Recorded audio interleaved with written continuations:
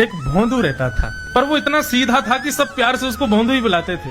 गायों की सेवा करता था और जिस आश्रम में रहता था वहां के गुरुदेव शाम को प्रवचन करते थे तो सबसे पीछे बैठ के सुनता था। भोंदू को लगता था गुरुजी जो बोल रहे हैं ये बिल्कुल सत्य है, इसमें कोई झूठ नहीं है।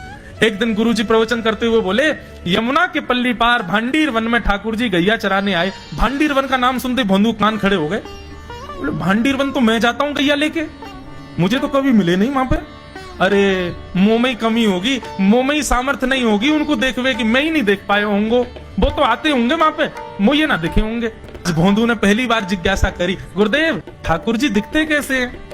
तो गुरुदेव भी हंस गया, अच्छा भोंदू पूछ रहा है, बैठ जाओ बताते हैं। मोर मुकुट पहनते हैं ठाकुर जी, और बोले 2 कान हैं लेकिन कुंडल एक ही पहनते हैं। ठाकुर जी ऐसे पुष्प तोड़ के कान के ऊपर लगा लेते हैं, दोनों कानों में एक ही कुंडल को फेर फेर के पहनते। ठाकुर जी पीली पीताम्बरी, ऐसी ठाकुर जी पीली पहनते, पीली पीताम्बरी।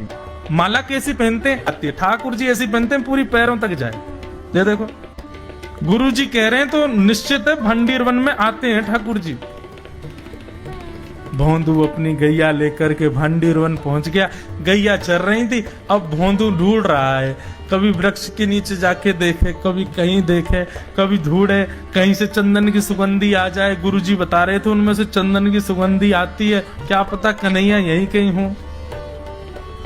इतने भाव से, इतने प्रेम से और इतने भोलेपन से ढूंढने लगा ठाकुर जी को, और ठाकुर जी नहीं मिलते ना तो अपने आप को ही कोसता, मुंह में योग्यता ना होगी यही मारे ना मिल रहे, ठाकुर जी तो यही है।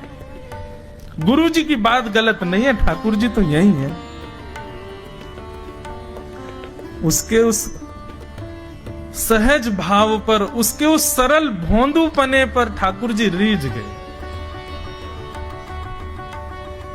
और इतने में ही भोंदू हताश निराश उदास बैठा था, खुद को कोस रहा था, मुंह में योग्यता ना है, मुंह ठाकुर जी मिलना है रहे। इतने में ही देखा सामने से असंख्य गायों का झुंड आ रहा है, और भोंदू ने जैसे उन गायों को देखा, ऐसी गाय कभी देखी नहीं, अलग गाय, सींग चमक रहे हैं, सींगों के ऊपर के भाग में सोने चांदी मढ़े हुए हैं, ऐसी ऐसी सुंदर सुंदर तंदुरुस्त गैया। तभी देख रहा है भोंदू, पीताम्बरी पहनी है, गले में वैजंती माला धारण की है, सिर पर पाग पहनी है, एक कान में कुंडल है, मंद मंद मुस्कुरा करके दतुइयां दिखा रहे हैं, कटाक्ष नेत्रों से कभी इधर देख रहे हैं कभी उधर देख रहे हैं, अपनी वेणु को कमर में कस करके गैयाओं के गले में गलवैया डाल करके श्याम सुंदर भोंदू की तरफ चलते भय आ रहे हैं। ये दृश्य देख करके हाथ पांव कांपने लगे भोंदू के। उसको लगा मेरे पास तो आएंगे नहीं, है वहीं से मुड़ जाएंगे, अब मैं उनके पास जाके उनको असहज नहीं करूंगा, यहीं से देख लूं, यहीं से प्रणाम कर लूं। लेकिन जैसे जैसे प्रणाम करके ऊपर देखता, ठाकुर जी और पास आ रहे हैं, और पास आ रहे हैं, और पास आ रहे हैं। जैसे ही ठाकुर जी आकर के बैठे, भोंदू के पास शब्द नहीं है, हाथ पैर कंपित हो रहे हैं, उसको सूझ ही नहीं रहा करूं क्या मैं, इनके लिए क्या बिछाऊं, कहां बैठाऊं। ठाकुर जी ने अपने आप ही भोंदू के गले में हाथ डाली, अरे तेरा नाम कहा है? जैसे ही ठाकुर जी ने नाम पूछा, भोंदू अपना ही नाम भूल गया, बोले मुझे याद ही नहीं मेरा नाम क्या है, पर प्रेम से सब लोग मुझे भोंदू बुलाते हैं। अब तो भोंदू नाम सुनते ही ठाकुर जी ताली दे दे के हंसने लगे, तेरा नाम भोंदू है? बोले हाँ मेरा नाम भोंदू है। और ठाकुर जी आपको अच्छा लगा? बोले हाँ बहुत अच्छा लगा। आपको नाम कहा है? ठाकुर जी बोले तुम मुझे ना जाने? बोले जानू तो ना हूं, लेकिन गुरु जी ने जैसा रूप बताया वैसे ये आपको, तो आप कहीं नंद नंदन तो नहीं हो? ठाकुर जी बोले हाँ मैं नंद नंदन नहीं हूं, यशोदा जी को लाला, नंद जी को लाला। भोंदू बोलो जय हो भगवान, आज आपके दर्शन है गए। गुरु जी और सब बालकन को तो आप शायद रोज ही मिलते होंगे, लेकिन मैं ही अभागो, मोको आप आज ही मिले हो। ठाकुर जी बोले अब चल बात मत बनावे, जल्दी कछु खवा, मुंह को भूख लग रही है। भोंदू एक कपड़े में रोटी बांध के उसमें मिर्च और गुड़ रख करके लेके गया। 2 रोटी थी। भोंदू ने जैसे खोली, एक रोटी ठाकुर जी के सामने धर दी, एक अपने पास रख ली। बोले मैं भी तो खाऊंगा।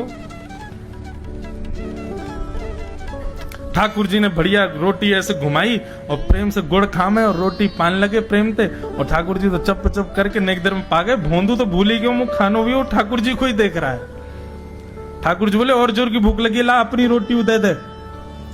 भोंदू बोलो मुंह को भी भूख लगी है। बोले अच्छा चल आधी आधी खा ले, या मैं आधी तू खा ले आधी मैं खा लूं, दोनों खा लिए। कल तो नेक्स्ट से ज्यादा सी रोटी ले आइयो, भूख ज्यादा लगे, और सुन यही समय आइयो, मिलूंगा कल भी तोते।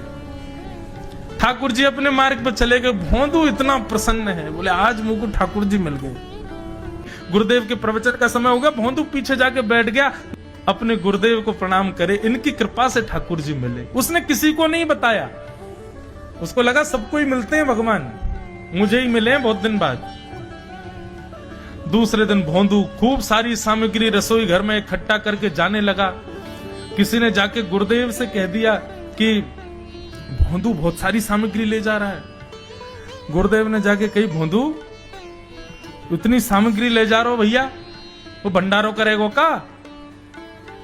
नहीं गुरुजी भंडारो तो नहीं करूंगा, वो नंद नंदन आम है, वो यशोदा नंदन मदन मोहन वो अपनी गैया चरा के आए, कल भी आए, मेरी रोटी खा गए, मैं भूखो ही रहेगो कल।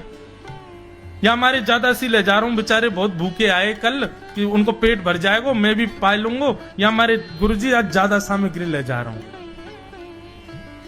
गुरुदेव ने मन में सोचा ये बात कोई और कहे तो अविश्वास किया जा सकता है, लेकिन भोंदू झूठ नहीं बोलता। भोंदू कभी झूठ नहीं बोलता, भोंदू की बात पर विश्वास करना ही पड़ेगा। गुरुदेव बोले सुन सुन ठाकुर जी आए थे? बोले हाँ। अच्छा उनका रूप कैसा था?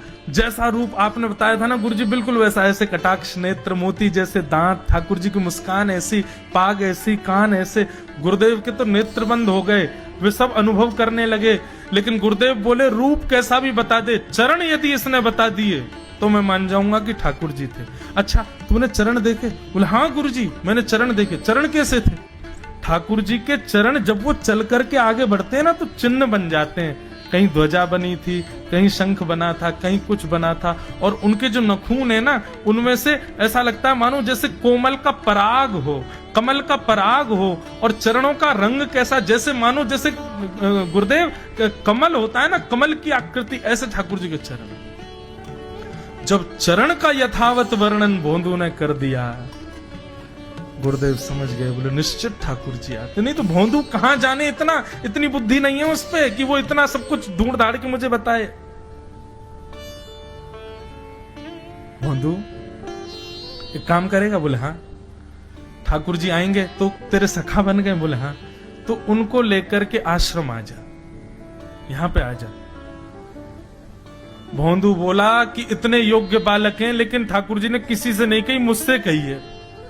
अगर मैंने ये काम नहीं किया तो मेरा जीवन व्यर्थ है। भोंदू को लगा ठाकुर जी सबसे ही मिलते हैं, गुरुजी किसी से भी कह के बुलवा लेते, मुझको काम दिया। भोंदू ने तो उसको अपने हृदय में ले लिया, अब ये काम मुझे करना है। बोले गुरुजी मैं वचन दे के जा रहा हूं, ठाकुर जी को मैं लेके आऊंगा। जा बेटा। भोंदू वन में चला गया। अब तो उसको मिलने की भी एक्साइटमेंट नहीं है और कोई उसके मन में भाव ही नहीं है, उसको ये है बस ठाकुर जी को मैं ले जाऊं। जाकर के बैठा, ठाकुर जी अपनी गैया चराते भये, ठाकुर जी आए, रूप देख करके फिर से भावुक हो गया भोंदू। ठाकुर जी आकर के बैठ गए, बोले चल जल्दी निकाल रोटी, भूख लगी है मुंह को। भोंदू सजाता जा रहा है थाली, ठाकुर जी को देता जा रहा है। बोले जय जय एक प्रार्थना करूं? बोले करो। आप मेरे संग मेरे सखाओ ना आप? बोले हाँ तेरो सखाऊं तो मेरी बात मानोगे? बोले कहा आप मेरे संग आश्रम चलो गुरु जी के पास।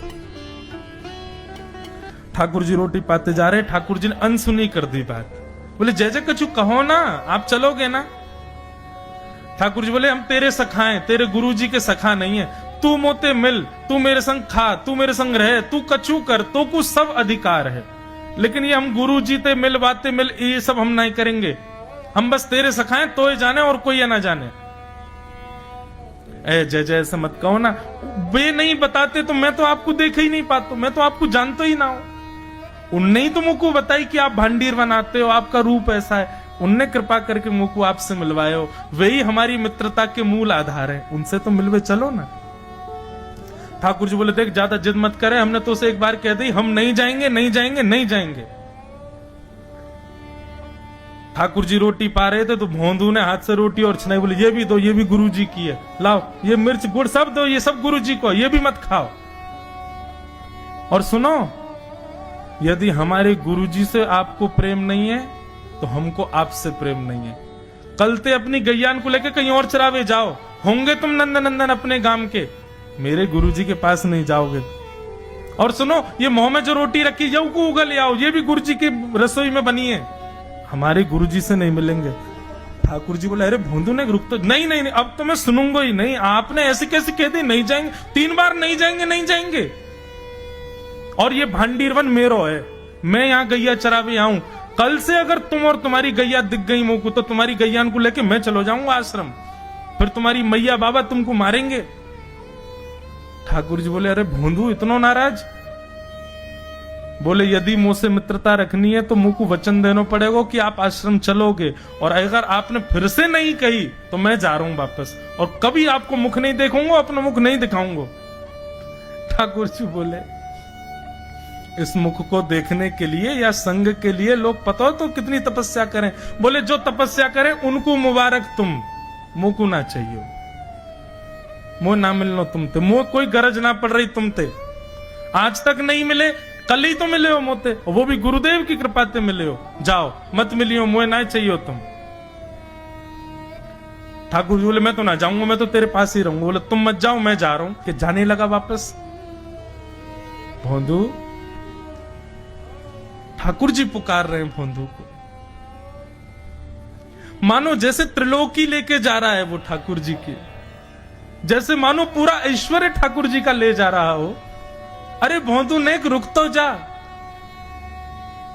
भोंदू बोला अपना मुख भी नहीं दिखाऊंगा यदि आप नहीं चलोगे तो। भोंदू थोड़ी दूर गया, ठाकुर जी को लगी वापस आ जाएगा, थोड़ी और दूर गया, लगा अब आ जाएगा, लेकिन जब भोंदू दिखना बंद हो गया हमारे ठाकुर जी विचलित हो गए, दौड़े भोंदू की तरफ। ठाकुर जी दौड़ करके गए और जाकर के भोंदू के पित्ती पे चढ़ गए। बोले ले चल अपने गुरुदेव के पास, चलूंगा तू जहां कहेगो, लेकिन तो दूर नहीं जान दूंगा।